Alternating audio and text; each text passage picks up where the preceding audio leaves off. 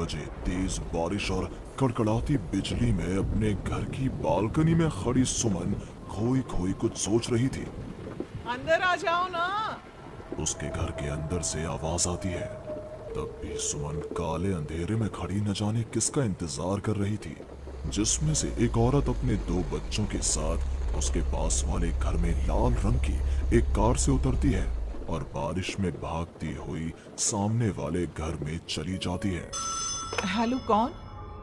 मेरा कुछ सामान तुम्हारे पास है, लौटाओगी नहीं? आपका क्या सामान? कौन है आप? और मैं तो इस घर में कुछ सेकंड्स पहले ही आई हूँ। आपको यहाँ का नंबर कैसे पता चला?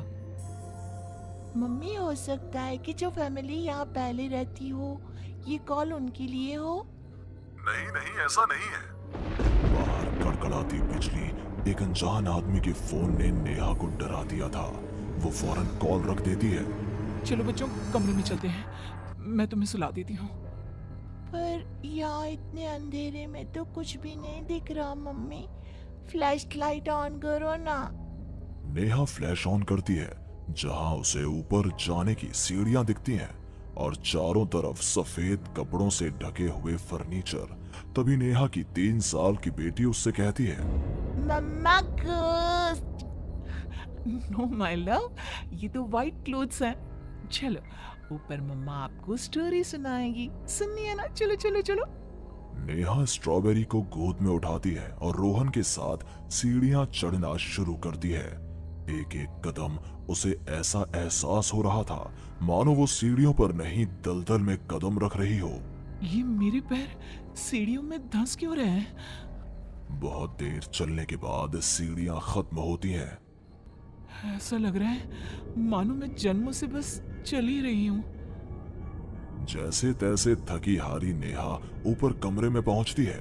जैसे ही फ्लैश बेड पर पड़ता है, वो देखती है कि उसके दोनों बच्चे पहले से ही बिस्तर पर सो रहे हैं।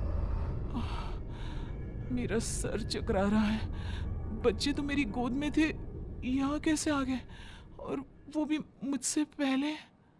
नेहा कुछ समझ नहीं पाती और बेसुध होकर जमीन पर गिर पड़ती है। अगली सुबह उसकी आंखें सूरज की किरणें चेहरे पड़ने से खुलती हैं। नेहा बालकनी में जाती है, जहां उसे सुमन अपने बालकनी में खड़ी दिखती है। ऐसा लग रहा था मानो सुमन रात भर से वहीं खड़ी थी। सुमन नेहा को मुस्कुराकर देखती है। हेलो, मैं यहाँ कल ही शिफ्ट हुई हूँ। मेरे हस्बैंड का यहाँ ट्रांसफ़र हुआ है। आसपास कहीं घर ही नहीं मिला, तब 40 किलोमीटर दूर यहाँ ये घर मिला। आप यहाँ पर कब से हैं? पता नहीं, सालों हो गए, यहाँ कोई आया ही नहीं। पर अब तुम आई हो तो राहत सी लगी। आओ ना घर पर। हाँ हाँ, क्यों नहीं, मुझे भी कंपनी मिल जाएगी।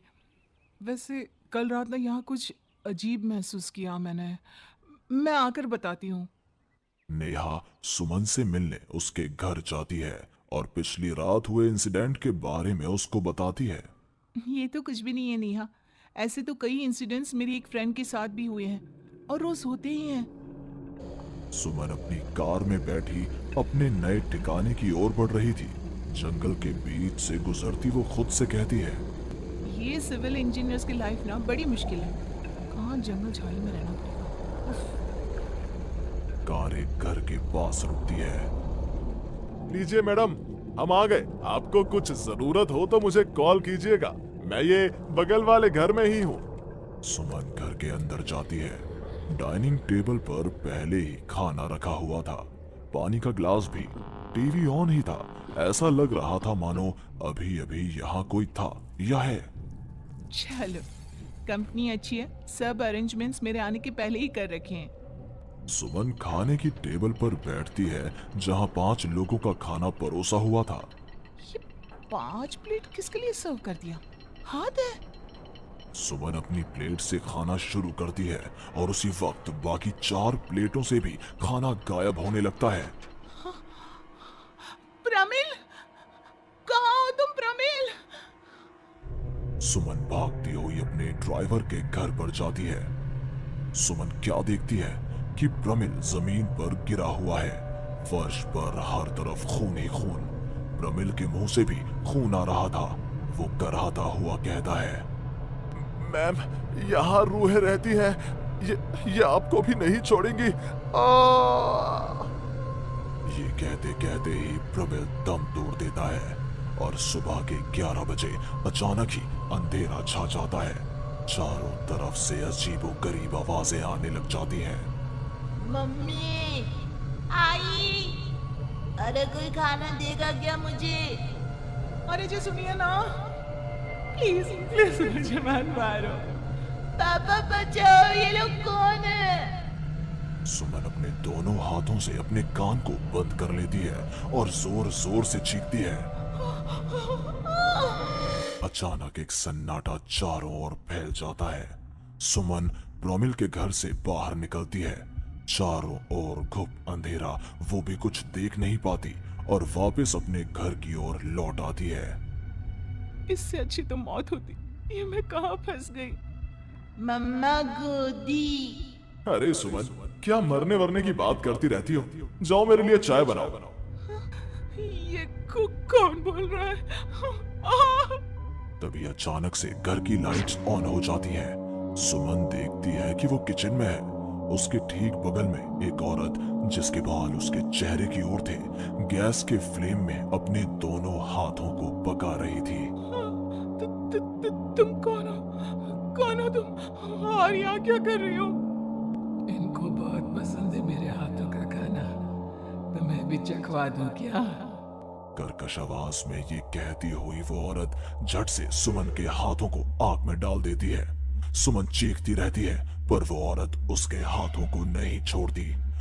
तुम्हारे पेट में एक बच्चा है ना, सूंघ लिया मैंने। और औरत ये कहती सुमन के पेट पर हाथ फेरने लग जाती है और उसके पेट में हाथ डालकर मांस का टुकड़ा बाहर निकाल कर खा लेती है। मेरा बच्चा। ये तो कुछ भी नहीं, उधर देखो। वो औरत दीवार की तरफ इशारा करती है। दीवार पर खून के ऐसे धब्बे थे मानो नवजात शिशुओं को उसी दीवार पर पटक पटक कर मार दिया गया हो। तभी वहां लगभग 5 साल का एक बच्चा आता है। उसका शरीर पूरा सफेद और आंखें काली थी। माँ, भूख लगी है। वो औरत अपने आग में सेके हुए हाथ को वहीं पास में पड़े चाकू से काटकर बच्चे को खाने को दे देती है। सुमन तो समझो अब मर ही चुकी थी। इतना कुछ देखने के बाद कौन ही जिंदा रह सकता था। अब उसका शरीर भी गवाही दे रहा था। एक कदम भी चलना मुश्किल था। वो दीवार को पकड़ पकड़ कर बाहर हॉल में आती है, जहां डाइनिंग टेबल पर 5 लोगों को बैठा देखती है।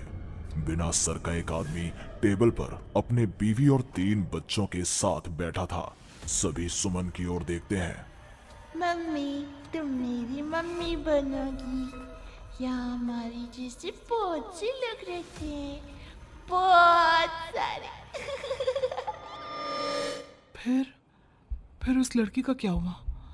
वो अब जिंदा है?